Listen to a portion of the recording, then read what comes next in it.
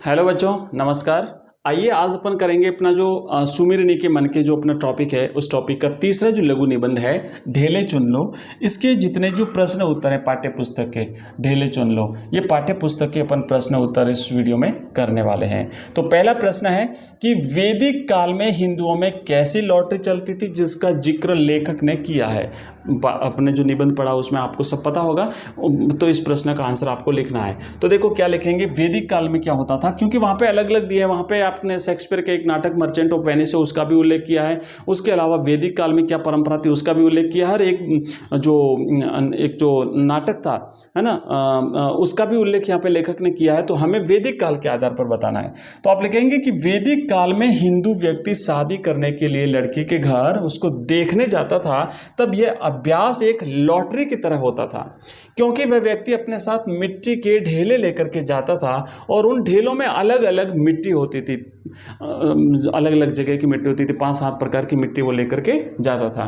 केवल लड़के को ही मिट्टी के बारे में जानकारी थी कि वह कौन सी मिट्टी कहाँ की है, जैसे चौराहे की मिट्टी है, खेत की मिट्टी है, शमशान की मिट्टी है। ठीक है, खेत की मिट्टी है, जैसे वेदी की मिट्टी है, मतलब यज्ञ जो हवन कुंड होता था वहाँ की मिट्टी होती थी, चौराहे की मिट्टी होती थी, गौशाला की मिट्टी होती थी।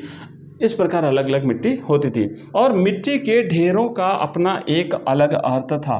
अगर एक महिला गौशाला की मिट्टी का ढेरा चुनती थी तो ऐसा माना जाता था कि जो संतान जो पैदा होगी वो पशुओं का धनवान होगा, मतलब उसके पास खूब सारे पशु होंगे। और यदि लड़की ने वेदी की मिट्टी चुनती थी तो ऐसा माना जाता था कि वो जो संतान होगी वो बहुत ज़्यादा एक प्रकार से वेदी की मिट्टी जो होती थी वो अगर चुन लेती थी तो कि भाई वो ज्ञानी होगा, धर्माचार्य बनेगा, बहुत बड़ा विद्वान व्यक्ति बनेगा। अगर वो शमशान की मिट्टी चुन लेती थी तो फिर वो घर शमशान की तरह हो जाता था, वो अशुभ माना जाता था। ऐसे अलग अलग स्थान की मिट्टी से के आधार पर जो है वो उस समय शादियाँ होती थी, ऐसा रिवाज जो वो चलता था। नेक्स्ट अपना दूसरा प्रश्न है दुर्लभ बंधु की पेटियों की कथा लिखिए। तो इस चैप्टर तीसरा जो हमारा लघु निबंध है ढेले चुन लो, उसमें एक उल्लेख आया है दुर्लभ बंधु नाटक के बारे में।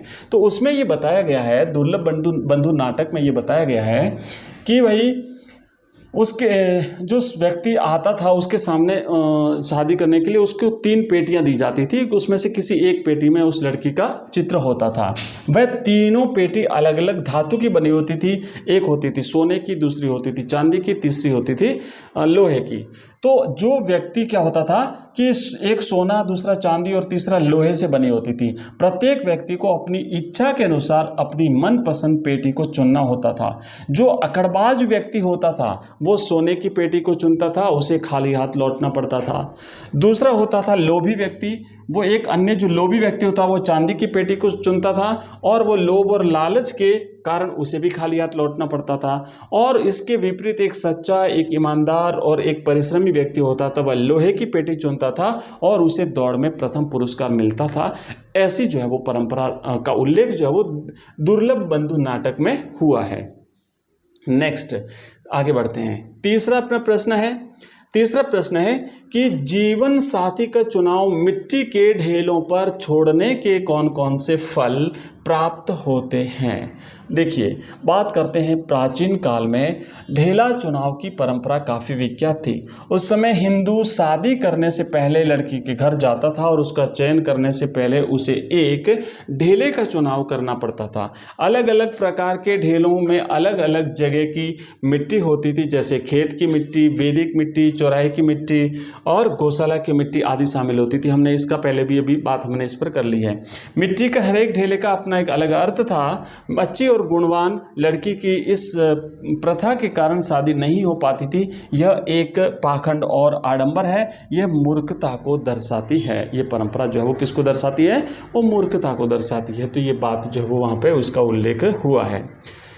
नेक्स्ट अपना चौथा प्रश्न है, और चौथा प्रश्न है कि भाई मिट्टी के ढेलों के संदर्भ में कबीर की साखी की व्याख्या कीजिए। कबीरदास जी ने कहा है ना कि यहाँ पे एक प्रकार से मूर्ति पूजा पर कटाक्ष करते हुए कबीरदास जी कहते हैं कि भाई पत्थर पूजे हरि मिले तो तू पूज पहाड़, इससे तो चक्की भली पीस खाए संसार। मूर्ति पूजा का विरोध करते हुए कबीरदास जी कहते हैं कि अपन क्या करते हैं, जैसे किसी मूर्ति में भगवान देवता मान लेते हैं, भगवान मान लेते हैं, उसकी पूजा करते हैं। तो अगर ऐसा होता है कि अगर वो भगवान है तो भाई पूरा पहाड़ ही पूज लो ना, क्योंकि वहाँ तो पत्थर ही पत्थर है, पूरा भगवान ही भगवान राजी हो जाएंगे। इससे तो एक वो चक्की भली है, चक्की में जो दो पत्थर होते हैं वो आपस में चलते हैं, उससे पीसने पर आटा निकलता है, तो कम से कम वो चक्की भली उस पत्थर से जिसकी आप पूजा करें उससे भली तो वो चक्की है, क्योंकि वो कम से कम लोगों का पेट तो भरती है। तो कबीरदास जी इस तरीके से कहते हैं भाई। तो कबीर जी का ये दोहा बहुत ही प्रसिद्ध है। इसका अर्थ है कि यदि पत्थर पूजने से ईश्वर मिल जाते हैं तो वह पहाड़ पूज सकते हैं, क्योंकि इससे हरि के दर्शन जल्द होते हैं। एक पत्थर पूजने से अगर राजी होता है तो मैं पूरा पहाड़ पूज लूं, क्योंकि उसमें इतने सारे पत्थर एक साथ, उन सब पत्थरों की पूजा हो जाएगी।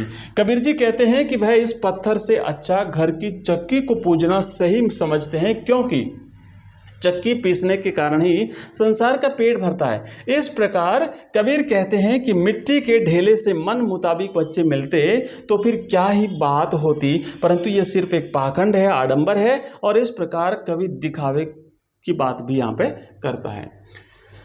चलिए नेक्स्ट अगला हमारा प्रश्न है, 5वां प्रश्न है।